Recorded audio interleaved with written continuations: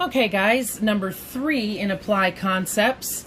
What are two structures in animals that serve the same purpose as lungs? So what are two structures in animals that serve the same purpose as the lungs to bring air into our bodies? Well, we have the book lungs and gills. Book lungs and gills. Number 4 in Apply Concepts, page 464, Unit 9, Lesson 3. Think about how different types of animals move, breathe, and circulate blood.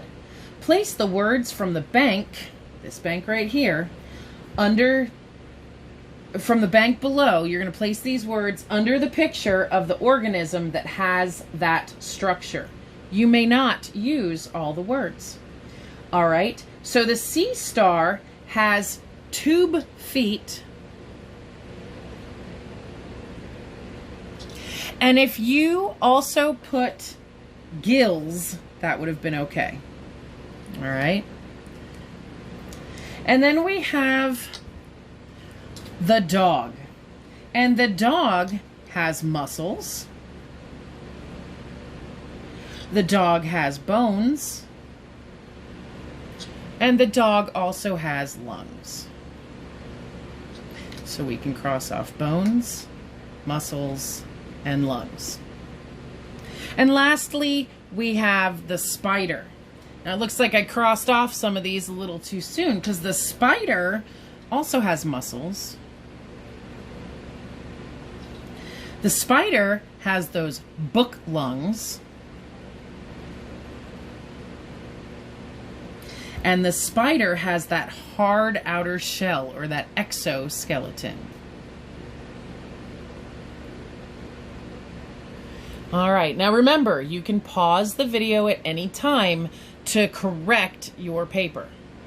All right, so continuing in Apply Concepts, I'm on number 5 on page 465 now, and it says, fill in the process chart below to describe the path that air takes through the respiratory system. And if you notice the arrows, they travel through the chart in that manner. So we're going to begin with this box over here.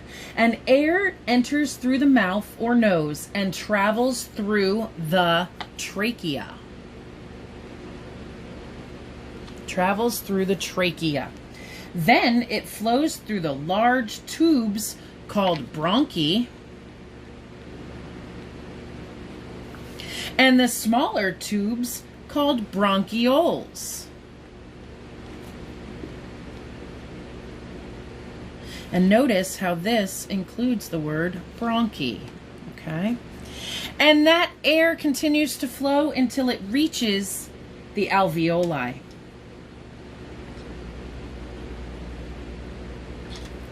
All right. And then we go on to the next box. There, oxygen enters the blood and carbon dioxide leaves the blood and enters those alveoli.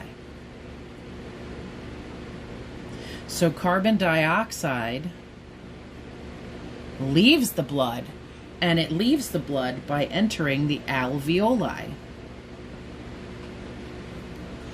And then we're traveling over to this box, and the air flows back out through the bronchioles.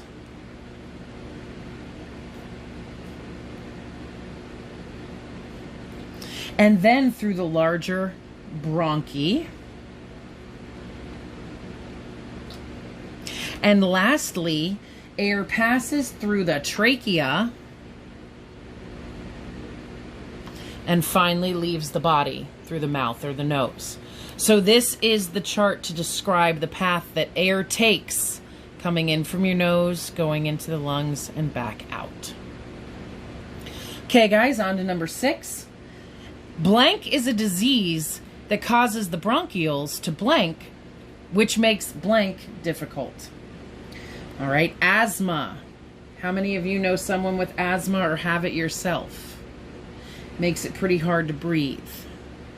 So asthma is a disease that causes the bronchioles to swell. which makes breathing difficult. I do not have asthma, but my husband did, and I watched him struggle to breathe during asthma attacks, and it was downright horrible to watch. So I feel for all of my friends who suffer from asthma. Number 7, how is the function of muscles and bones related? Well, muscles are attached to bones.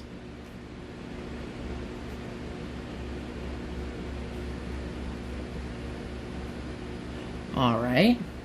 And muscles pull on bones across the joints. When muscles pull on these bones, they make the joint bend and move in the body. So muscles are attached to my bones. Okay, I'm showing you my fingers. Muscles are attached to these bones, and the muscles pull on the bones across the joint. Here's the joint. The joint is the knuckle. Okay, so muscles go across that joint, and when muscles pull on bones, they make the joint bend and move. So that's muscles moving and pulling on the joint and making it move. All right, so muscles are attached to bones. Muscles then pull on bones.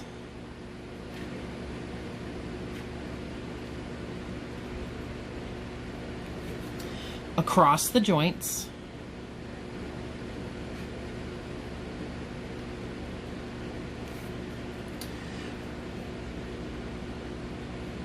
The muscles then make the joint bend and move the body. Because when the muscles pull on the bones, let's start there. When the muscles, I'm just going to keep writing over here, muscles. So can you still see it? Yes, you can. So when the muscles pull on bones,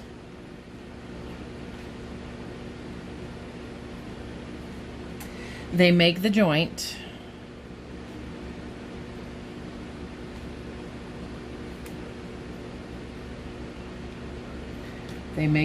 bend and move the body.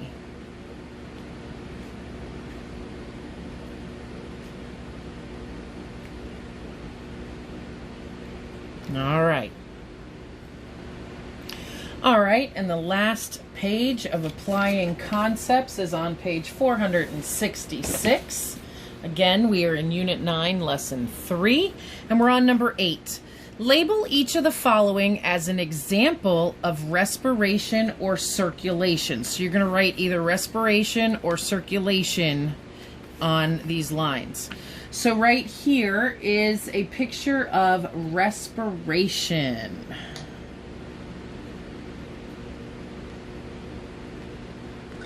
Okay, and over here looks like we have another picture of respiration. Those might be a book lung. I think that might be a book lung in there. This looks like a lung of some sort, and this looks like a book lung, I think. So that is respiration.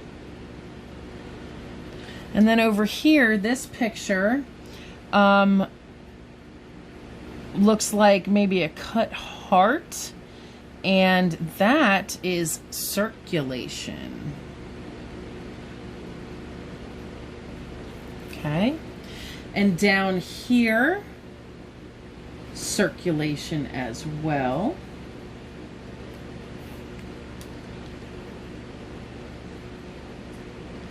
So what you guys are doing here is looking through the book and looking at the captions accompanying each animal and organ, and which one reminds you of the organs that you saw in the chapter. And here we have the gills of a fish, and that is a part of breathing, so respiration. And over here, it looks like we have blood cells, maybe some of those fat yellow marrow in here. Remember, we had that yellow cells, that was yellow marrow, and that was part of our circulation. Okay, so that's what they were looking for here. If you needed some help, you'll go back through the chapter and make sure you're paying some attention to the captions in the pictures on circulation and respiration, because these should match up with some of those. All right, number 9. We're almost done here. Number 9. Think about what is happening and identify the parts of blood that is being used. Okay? You get a cut. The blank help to close the cut. Okay? The platelets. The blank, blank, blank help to fight infection and get rid of germs. Well, what helps to fight infection? The white blood cells.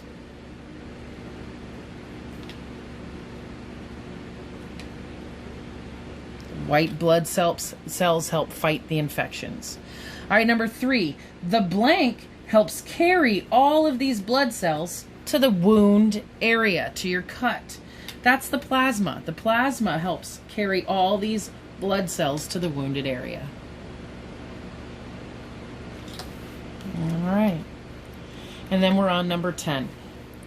Which part of the body has thin walls that allow oxygen to pass through? The arteries, the veins, the capillaries, or the bronchioles? The answer is C, the capillaries. All right. And that concludes the Sum It Up for Unit 9, Lesson 3.